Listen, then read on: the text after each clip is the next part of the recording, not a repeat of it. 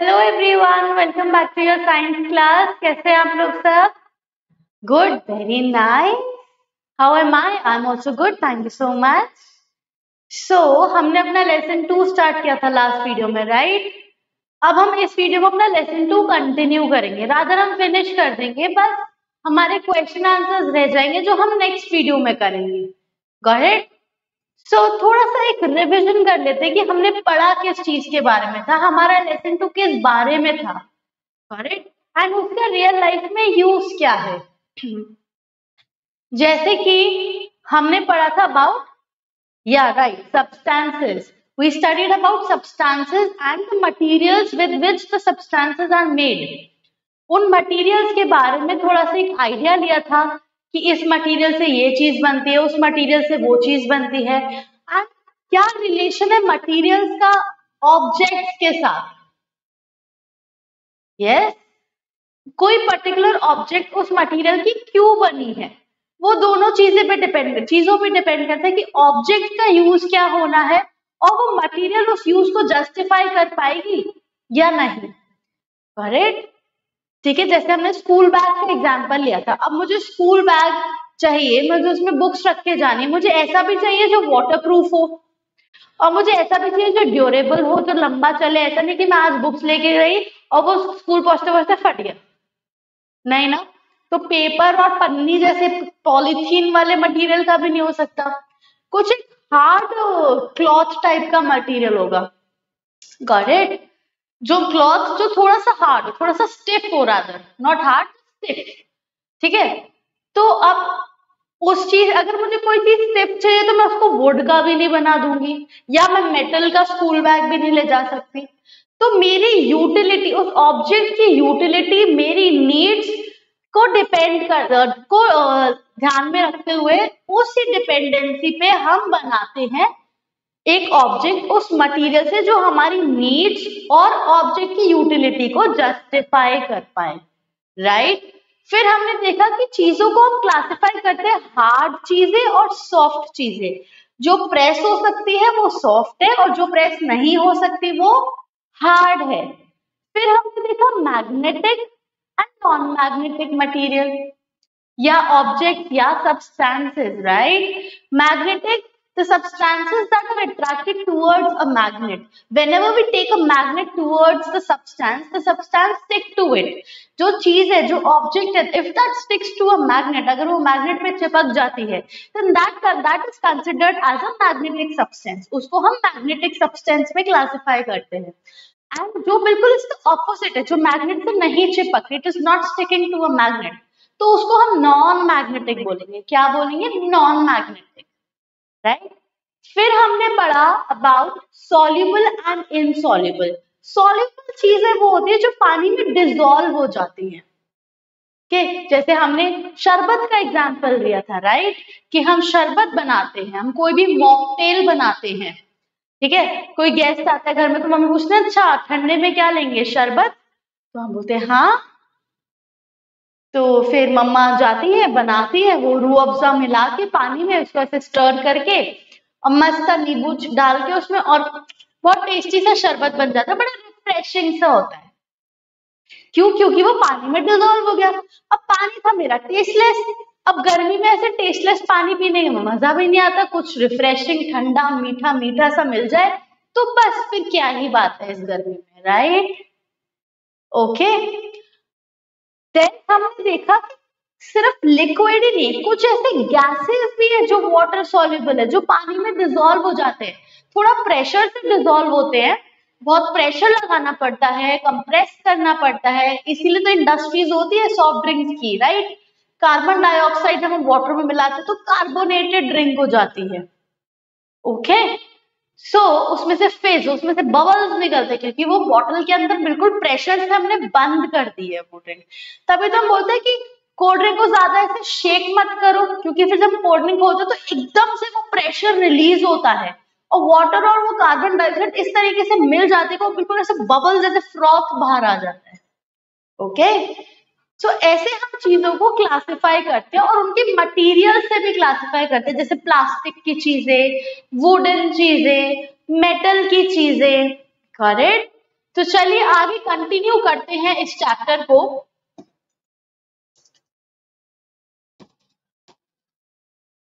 Transparency. Assume that you are sitting near window and watching outside. Which objects do you think you can see through? Transparency basically किसी चीज के are पार देखना, मतलब आप बैठे हो किसी चीज के आप आर पार देख रहे हो, करेक्ट, आप आर पार देख पा रहे हो। जैसे मैं यहाँ बैठी हूँ और मेरे सामने एक ग्लास विंडो है, मैं देख सकती हूँ उस ग्लास विंडो के बाहर क्या है, उसके बाहर क्या चल रहा है। Okay, correct. सो उसे कहेंगे हम ट्रांसपेरेंट। ट्रांस मतलब आर पार, इधर से उधर, एंड ट्रांसपेरेंट मतलब उसके आर पार हमें दिख रहा है, विजिबल है चीजें।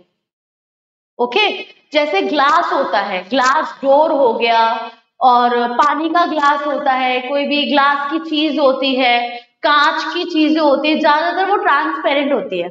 अब कुछ होती है ट्रांसलूसेंट। ट्रांसलूसेंट में क्या है कि बिल्कुल एग्जैक्टली क्लियर विजिबल नहीं है उसके आर पार, हल्का हल्का सा ऐसे मुझे कुछ, जैसे जैसे कुछ डोर्स होते हैं, ठीक है, वो थोड़े वैसे से होते हैं, क्लाउडी क्लाउडी से होते हैं, ठीक है, तो मैं देख सकती हूँ कि उस डोर के पीछे कोई खड़ा है, पर एग्जैक्ट शक्ल नहीं दिख रही, मुझे बस प्रेजेंस दिख रही कि कोई है, कुछ है, ठीक है, गॉट इट, फाइन। देन अच्छा, कभी आपने नोटिस किया है जैसे फॉग होता है सुबह सुबह ठंड के टाइम पे, तो कार की विंडोज बिल्कुल ऐसे क्लाउडी सी हो जाती है, कुछ दिखता नहीं है, अगर हम अंदर बैठ के ड्राइव कर रहे हैं तो हमें वो कपड़े से साफ करना पड़ता है, तो तब एक लेयर जमा हो जाती है हमारे ग्लास के ऊपर, वो जो उसे थोड़ा सा ट्रांसलूसेंट बना देती है। ये तो पता चल रहा है कि बाहर रोड है, हम रोड पे चल रहे हैं, अभी कोई कार है क्योंकि उसकी लाइट दिख रही है, पर जब हम वो विंडो साफ कर लेंगे, ग्लास साफ कर लेते, तो हमें दिख जाता है आगे कौन सी कार है और कितनी कार है और कहाँ हमें मुड़ना है, करेक्ट। सो बेसिकली चीजें ऐसे भी क्लासिफाई होती है कि ट्रांसपेरेंट है, ये ट्रांसलूसेंट है, और एक चीज होती है ओपेक, जिसके आर पार दिखता ही नहीं है। जैसे आपके वुडन डोर्स हुए रूम के, आप एक बार डोर बंद कर दो तो जो बाहर है उनको रूम के अंदर का नहीं दिखेगा, आप रूम के अंदर हो आपको रूम के बाहर का नहीं दिखेगा, तो आपका डोर हो गया ओपेक, आपकी वॉल्स हो गई ओपेक, गॉट इट। यही अगर मैं ग्लास का लगा दूं तो क्या हो जाएगा, ट्रांसपेरेंट, आप आर पार देख सकते हैं।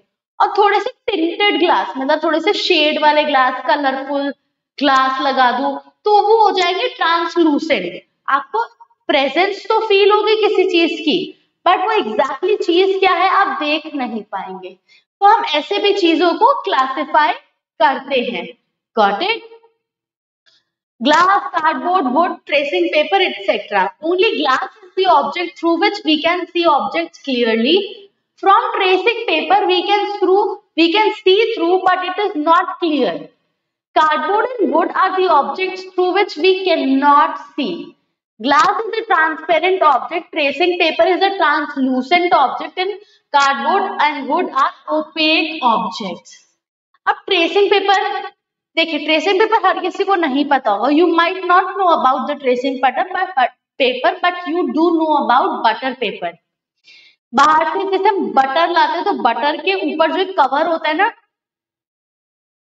एक उसका बॉक्स हटा के अंदर जो कवर होता है प्लास्टिक जैसा सा लगता है, पेपर का कवर होता है, दैट इज बटर पेपर, वो होता है ट्रांसलूसेंट। उस पेपर के अंदर बटर है, हमें दिखता है ना हल्का सा क्रीम कलर का, फिर जब हम पेपर दिखा देते हटा देते तो पूरा बटर हमें दिखता है, राइट, पर पेपर के साथ भी हल्का हल्का बटर का हमें येलोइशनेस दिखती है, तो वो हो गया ट्रांसलूसेंट।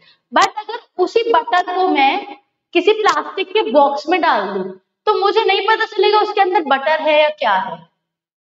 प्लास्टिक का बॉक्स जो कलर्ड हो, ट्रांसपेरेंट प्लास्टिक का बॉक्स नहीं, ठीक है, प्लास्टिक का बॉक्स जो कलर्ड हो, टिफिन बॉक्स में डाल दो तो मुझे नहीं पता चलेगा उस टिफिन बॉक्स के अंदर मेरा खाना रखा है या बटर रखा है ना। Transparent objects are the objects through which light can pass. Light can pass. हम चीजें तभी देख पाते हैं जब उसमें से लाइट पास हो रही होती है। ये एक अलग फिनोमेना है जो आप बड़ी क्लास में पढ़ोगे, और सिर्फ इसी रीजन से हमें रात को कम चीजें दिखाई देती है, क्योंकि उसमें से सनलाइट पास नहीं हो रही होती। जब हमारी कार की हेडलाइट या हम टॉर्च लगाते हैं, टॉर्च जलाते हैं, तभी हमें वो चीज कुछ दिख रही होती है, क्योंकि उसमें हम लाइट मार रहे हैं, उससे लाइट पास होगी तो वो हमें दिखेगी। Got it? साइंस में एक चीज कहते हैं कि जब किसी ऑब्जेक्ट पे लाइट रेज पड़ती है, वो लाइट रेज रिफ्लेक्ट करती है आपकी आंखों में, तो वो आपको ऑब्जेक्ट दिखाई देता है। ये जब हम आगे कभी लाइट का चैप्टर पढ़ेंगे ना बड़ी क्लास में, तब ये फिनोमेना हम पढ़ेंगे। साइंस बहुत इंटरेस्टिंग और बहुत वाइड है। ये तो आप सोचो, ट्रांसपेरेंसी के बारे में आप जरा सा एक टॉपिक, एक पैराग्राफ पढ़ रहे हो, इसमें और भी क्या क्या फैक्टर्स है वो थोड़ी बड़ी क्लास में आता है। जब आप बिल्कुल ऐसे होता है ना, after 10th we choose our subjects, after 10th we don't study all the subjects. 10th के बाद होता है ना, कॉमर्स में जा रहे हैं, मैथ्स में जा रहे हैं, तो जब आप एक्चुअली साइंस लोगे ना, सिर्फ साइंस ही साइंस पढ़ोगे, तब ये सारे टॉपिक्स हम दोबारा से पढ़ रहे होंगे और डेप्थ में पढ़ रहे होंगे। कभी कभी तो ऐसा होता है कि हमने तो ये पढ़ा था ग्रेड 1 में, ग्रेड 2, 3, 4 में, अब तो ये है कि ये तो उल्टा होता है, क्योंकि ग्रेड 1, 2, 3, 4 आपके लेवल तक उतना ही पढ़ाया जाता है जितना अभी आपके लेवल में जरूरी है, जितना आपको जानना जरूरी है, जितना जनरल है कि सब बच्चे एक जैसा सीखे। फिर जब जो बच्चे साइंस लेते हैं वो थोड़ा एक्स्ट्रा सीखते हैं। Got it? I took science, I am a biotechnologist, I took science. मैंने बीएससी करी, फिर मैंने एमएससी करी, फिर मैंने बीएड करी, फिर मैं टीचर बन गई साइंस की। ठीक है, मुझे science is my favourite subject. मैं हमेशा से क्लियर थी कि मुझे साइंस पढ़ाना भी है, and that is why I am teaching, and I love that, I am loving teaching you. या ओके, ठीक है। We can see things clearly through these objects. Some of the examples of transparent objects are glass, air, clean water, and containers of plastic. The containers, jars, and bottles of glass or plastic are used to keep products like toffee, biscuit, cold drink, etc. This is because paper or glass helps to identify the content inside the container or bottle from outside. क्यों? क्योंकि हमें अंदर क्या सामान रखा है हमने उस ग्लास जार के, वो देखना भी तो जरूरी है। Okay, translucent are the objects that allow some amount of light, बहुत ही कम अमाउंट, और ओपेक तो लाइट ही नहीं पास होने दे रहा। अब आप रूम का दरवाजा बंद कर दो, जो रूम की लाइट है वो बाहर नहीं जा रही, तो रूम के अंदर क्या हो रहा है किसी को नहीं दिखेगा। पर इसी दरवाजे में अगर आप एक छोटा सा होल कर दो, तो उस होल में से सब कुछ दिखेगा, या थोड़ा सा ऐसे ग्लास लगवा दो एक तरफ, तो उस ग्लास से दिखेगा। Okay, categorize the following objects as transparent, translucent and opaque objects. हमें क्या करना है, हमें इन ऑब्जेक्ट्स को ट्रांसपेरेंट, ट्रांसलूसेंट और ओपेक में क्लासिफाई करना है। जैसे एक ये स्टोन है, ये रॉक है, ठीक है। अब इस रॉक के थ्रू मैं आपको देखने की कोशिश करूं, मैं आपके सामने इतना बड़ा सा रॉक रख दूं और आप रॉक के पीछे बैठे हो, तो क्या आप मुझे दिखोगे? नहीं। तो ये क्या हुआ, ट्रांसपेरेंट, ट्रांसलूसेंट या ओपेक? वेरी गुड, ये हुआ ओपेक। Very nice. देन ये है ग्लास शीट्स, कांच की शीट्स हैं, तो ग्लास तो क्या हुआ, 100% transparent. Very nice, very good. Then ये है cardboard sheets, trans opaque, sorry.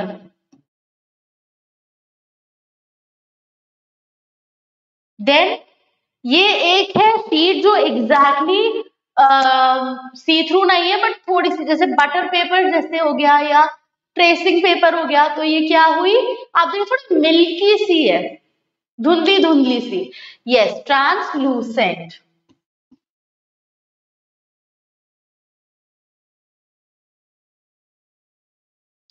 और ये सारी चीजें प्लास्टिक की, तो क्या हुई ये, ओपेक। वेरी नाइस,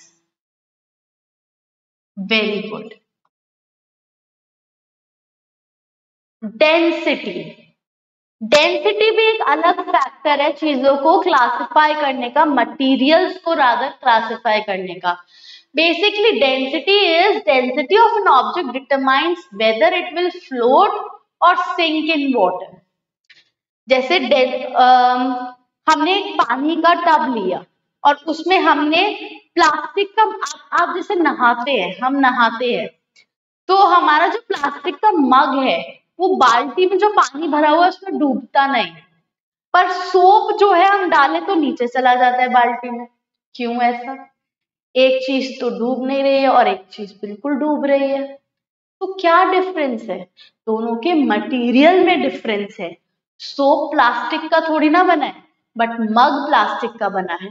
तो प्लास्टिक बहुत हल्का होता है, वो पानी में फ्लोट करेगा। तो कोई ऐसी चीज जो हमें पानी में फ्लोट करवानी है तो हम बनाएंगे उस मटेरियल का जो पानी में फ्लोट करे, जो डेंसिटी जिसकी बहुत हल्की हो। ठीक है? और कोई चीज जो पानी में बिल्कुल डूब जानी है हम उसको हेवी बना देंगे। ठीक है? या एग्जैक्टली आपका क्वेश्चन मैं समझ गई कि जो शिप है, बोट है, वो भी तो पानी में नहीं डूब रही है क्योंकि वो उस मटेरियल की बनी है। Got it? जो पानी में नहीं डूबे। जैसे वुड है, वुड पानी में फ्लोट करता है। कभी कोई पेड़ डूबा हुआ देखा आपने? नहीं, पेड़ पानी में फ्लोट करता है। ठीक है? प्लास्टिक भी पानी में फ्लोट करता है। तो जैसे शिप बनी होती है या कुछ बोट्स बनी होती है, वो उन मटेरियल से बनी होती है। ठीक है? उनके नीचे वो मटेरियल लगा दो और फिर उसका ना एक अलग कॉन्सेप्ट होता है। जैसे कि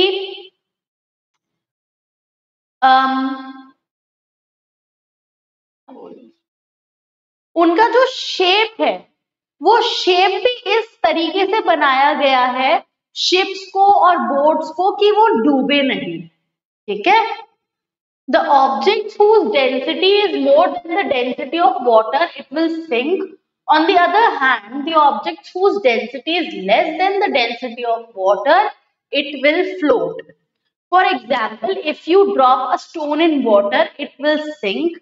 However, if you drop a paper in water, it will float. Density of an object is equal to the mass per unit volume. Density basically जब हम किसी चीज में पानी भर देते हैं, उसमें कितना पानी स्टोर हो रहा है, वो कितना पानी होल्ड कर पा रही है या वो उस पानी में कितना होल्ड कर पा रही है खुद को, वो हुआ डेंसिटी। तो जो पानी है उसकी भी एक प्रॉपर्टी होती है डेंसिटी। अगर वो ऑब्जेक्ट पानी की डेंसिटी से बहुत ज्यादा है तो वो सिंक कर जाएगी क्योंकि पानी उसे संभाल नहीं पाएगा। पानी के लिए इट इज टू हैवी, तो वो नीचे सिंक कर जाएगी। बट अगर कोई ऑब्जेक्ट जिसकी डेंसिटी बहुत कम है, तो पानी से भी कम है, पानी का जो ऊपर का लेयर है वो उसी में अटक जाएगी, वो फ्लोट करेगी क्योंकि पानी हैवी हो गया उस ऑब्जेक्ट के लिए। ठीक है? Importance of grouping of materials. हम मटेरियल्स की ग्रुपिंग कर क्यों रहे? As we have seen that materials are grouped according to the similarity and dissimilarity of their properties, but why we need to group materials? What do you think is the use of grouping materials? हमने देखा कि properties की, हम उनकी properties की similarities और डिससिमिलैरिटीज के according group कर रहे हैं। जैसे ये प्लास्टिक की है, ये पानी में डूबेगी नहीं, ये इसको आग से दूर रखना है, ये पिघल जाएगी, इसको एक तरफ प्लास्टिक्स में हम क्लासिफाई कर देते हैं। वुडन ऑब्जेक्ट्स, इसमें भी आग नहीं लगनी चाहिए, ये भी पानी में डूबेगी नहीं, बट इसको डेकोर कर सकते हैं, ये हैवी है और व्हाट नॉट। ठीक है? इसमें दीमक लग सकती है, इसको पेंट करके रखना है, वार्निश करके। अब ये मेटल की चीज है, ये पानी में डूब सकती है, हो सकता है पानी में बिल्कुल भी नहीं गिरने देना है। तो हमने बेसिकली प्रॉपर्टीज के अकॉर्डिंग क्लासिफाई कर लिया अपने ऑब्जेक्ट्स को, राइट? सो क्यों ये ग्रुपिंग क्यों? जैसे हम भी तो स्कूल में फ्रेंड्स बनाते हैं कि मेरी इससे अच्छी बात हो रही है, ये मेरी बेस्ट फ्रेंड बन सकती है। अच्छा, वो ऐसे ऐसे नहीं करती तो ठीक है, हम उसके साथ फ्रेंडशिप कर लेते हैं। अच्छा, वो मैम को चुगली कर देती है, हम इससे बात नहीं करेंगे। तो हम स्कूल में भी तो ग्रुपिंग करते हैं, राइट? अपनी नीड्स के अकॉर्डिंग हमारी किससे अच्छी बन रही है उसी हिसाब से तो हमारी फ्रेंडशिप होती है। तो ऐसे सब्सटेंसेस में, ऑब्जेक्ट्स में भी we do the same thing. Grouping of materials helps in identifying them easily. Grouping of objects also help in studying the properties of materials easily. अब जैसे कि एक मग है, प्लास्टिक मग है, मैं नहा रही हूँ, मैं देख रही हूँ कि वो डूब ही नहीं रहा है, मुझे नहीं पता कि वो प्लास्टिक का बना है, मैं रिसर्च करूंगी कि ऐसे कौन सी चीज है जो डूबती नहीं है पानी में।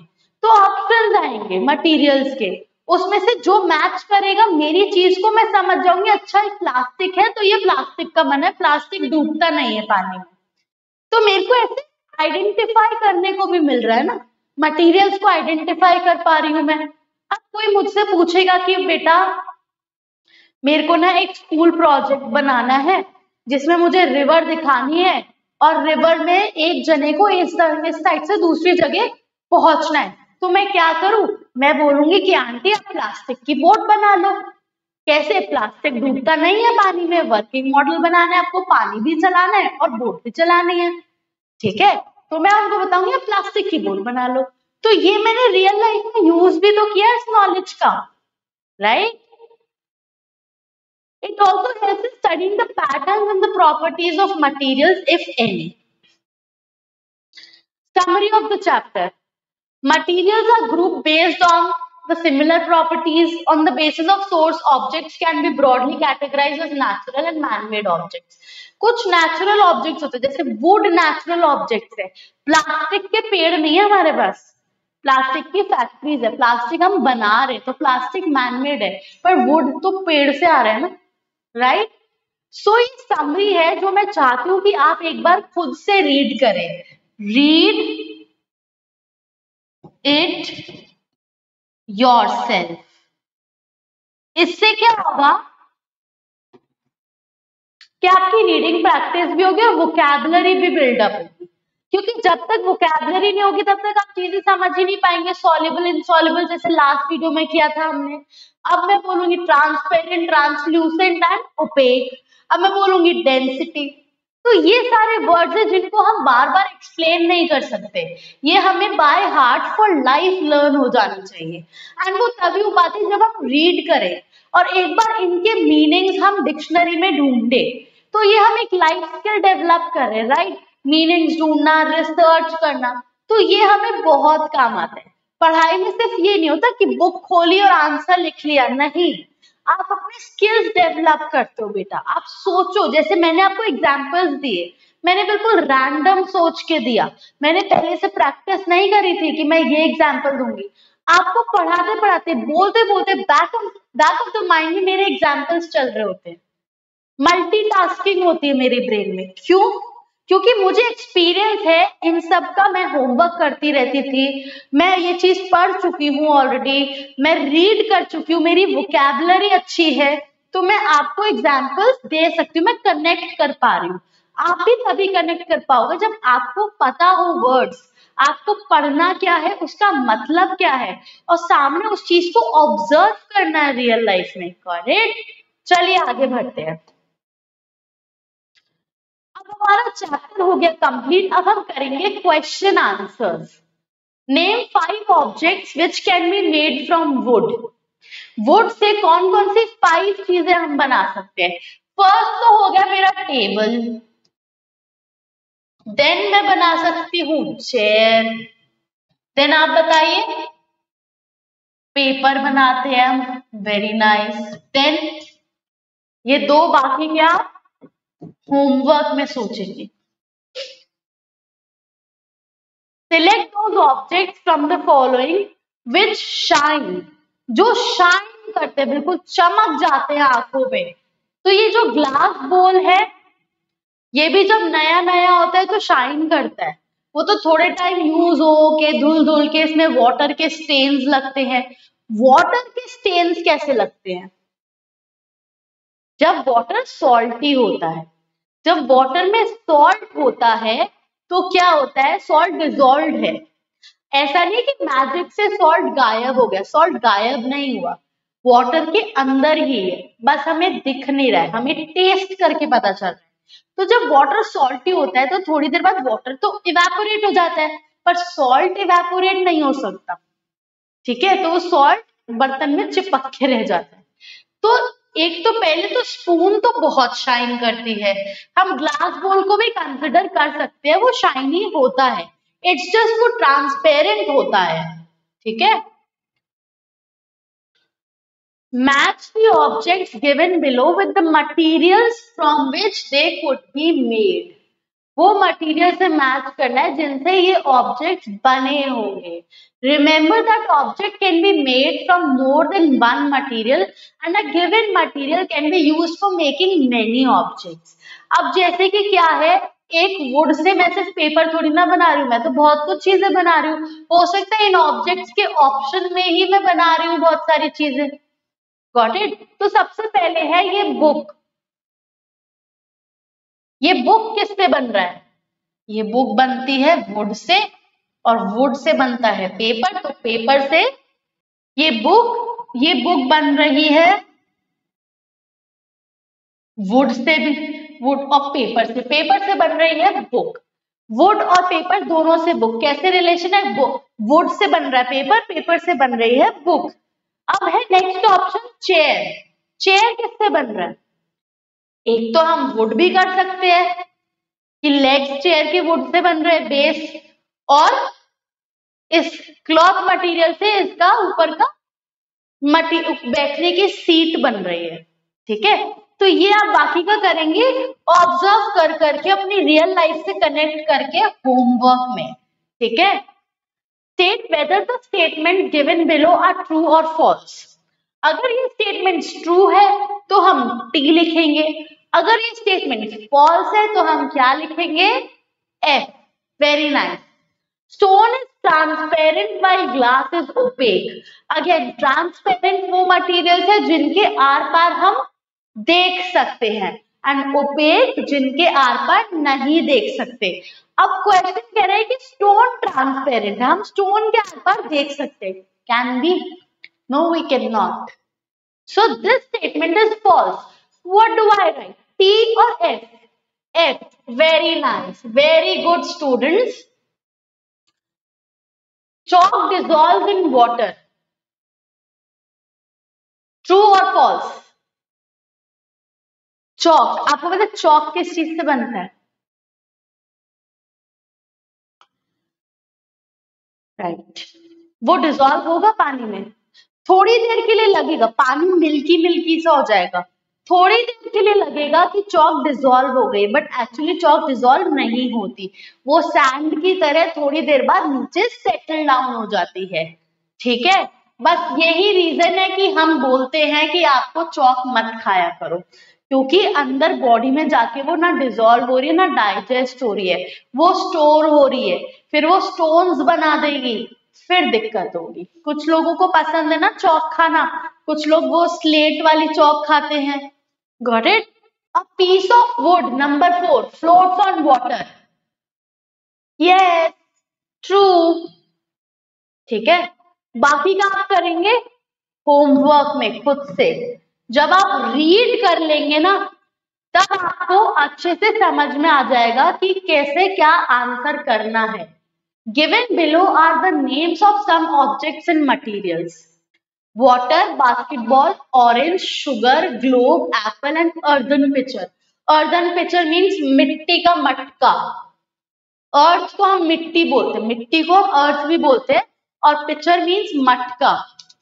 Group them as round shaped और अदर शेप्स। अब आप बताइए वाटर का कोई शेप है? नहीं, पर वाटर ईटेबल्स और नॉन ईटेबल्स में जाए ना, क्योंकि वाटर हम कंज्यूम कर रहे हैं, तो वाटर को हम इस कैटेगरी में डालेंगे। और मटका जो होता है हमारा वो राउंडेड होता है, तो हम डालेंगे अर्दन पॉट। तो ऐसे हमें इन चीजों को क्लासिफाई करना है, जो आप बेटर कर सकते हैं होमवर्क में। Got it? तो this was all about the chapter. अभी चैप्टर खत्म नहीं हुआ है, अभी हम आगे के क्वेश्चन आंसर्स डिस्कस करेंगे एंड उसे हम सॉल्व करेंगे। तब तक के लिए आई रिक्वेस्ट यू कि आप चैप्टर को रीड करिए, रीडिंग पार्ट खत्म हो चुका है, थोड़ा सा समझिए खुद से, एंड कोई भी कंफ्यूजन हो आप नेक्स्ट वीडियो में क्लियर कर सकते हैं। वैसे जब हम क्वेश्चन आंसर करेंगे तो वो चीजें ऑलरेडी क्लियर हो जाएंगी। Okay, I hope you like this video, thank you so much, have a nice day.